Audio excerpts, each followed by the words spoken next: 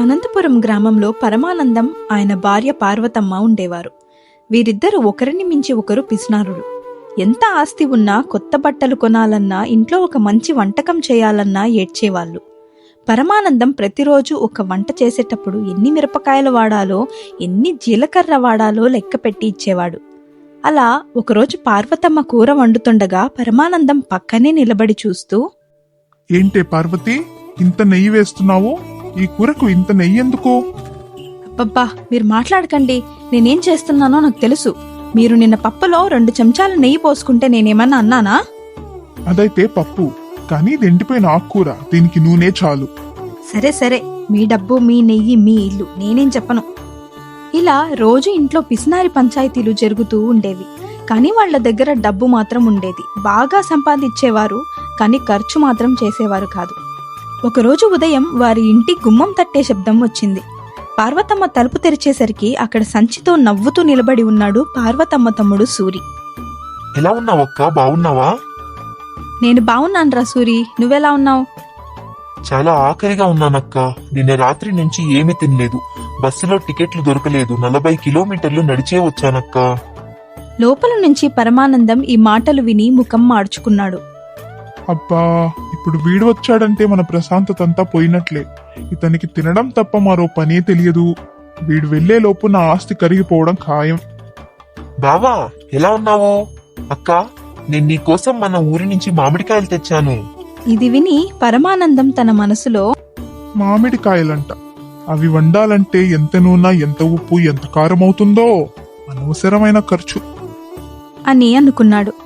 అలా రాత్రి భోజన సమయం రావటంతో అందరూ భోజనానికి కూర్చున్నారు. బావా, మీకొక రహస్యం చెప్పాలి. మన తాతలు ఒక పెద్ద లంకె బిందెను మన వెనుకటి భూమిలో పాతిపెట్టారు. ఆ బిందె నిండా వజ్రాలు, బంగారు నాణాలు ఉన్నాయంట. నాకు కూడా ఈ విషయం ఇక్కడికి వచ్చే ముందే తెలిసింది. నిధి అనే మాట వినగానే పరమానందం ఆకలి మాయమైపోయింది. నిజమా సూరి? ఎక్కడుందో త్వరగా చెప్పు, తవ్వి తీసేద్దాం. అది అంత తేలిక కాదు బావా. ఆ నిధి బయటికి రావాలంటే మనం ఒక మహావిందు ఏర్పాటు చేయాలి. 16 రకాల పిండి వంటలు వండి ఆ సువాసన భూమికి తగలాలి. అప్పుడే నిధి పైకి వస్తుంది. కానీ ఆ నిధి వచ్చే వరకు యజమాని దంపతులు, అనగా అక్క, మీరు ఉపవాసం ఉండాలి. నేను మంత్రాలు తెలిసిన వాణ్ణి కాబట్టి ఆ విందును నేను తిని పూర్తి చేయాలి. లక్షల నిధి వస్తుందనే ఆశతో పరమానందం తన జీవితంలో ఎన్నడూ చేయనంత ఖర్చు చేసి సామాన్లు తెచ్చాడు. పార్వతమ్మ వంటలు వండుతుంటే పక్కనే కూర్చొని ఆ వంట సామాన్లు అయిపోవడం చూసి కుళ్ళి కుళ్ళి ఏడుస్తున్నాడు. వంటలన్నీ పూర్తయ్యాయి. సూరి రారాజులా కూర్చున్నాడు. గారెలు, బూరెలు, పులిహోర, పాయసం ఇలా ఒక్కొక్కటి ఆస్వాదిస్తూ తింటుంటే ఆకలితో నకనకలాడుతున్న పరమానందం దంపతులు నీళ్లు నములుతూ చూస్తున్నారు. భోజనం ముగిశాక సూరి ఒక పాత ఇనుప తాళం చెవిని పరమానందం చేతిలో పెట్టి, బావా, నేను వెంటనే వెళ్లిపోవాలి. నేను పొలిమేర దాటగానే ఇంటి వెనుక ఉన్న ఆ పెద్ద రాయిని ఈ తాళంతో 3 సార్లు కొట్టండి. ఇక నిదంతా మీదే అని చెప్పి అక్కడి నుంచి వెళ్లిపోయాడు. పరమానందం పరుగున వెళ్లి ఆ రాయిని పగలగొట్టాడు. అక్కడ బిందె లేదు, కేవలం ఒక ఉత్తరం మాత్రమే ఉంది.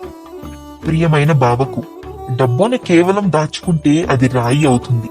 దాన్ని అనుభవిస్తే నిధి అవుతుంది. ఇన్నాళ్లు నువ్వు దాచిన పప్పు, నెయ్యి ఈ రోజు నా కడుపులోకి వెళ్లి నాకు ఆరోగ్యాన్నిచ్చాయి. మీరేమో ఆకలితో ఉన్నారు. ఇకనైనా పిసినారుతనం వదిలి ఇంట్లో ఉన్న మిగిలిన వంటలను తిని హాయిగా బ్రతకండి.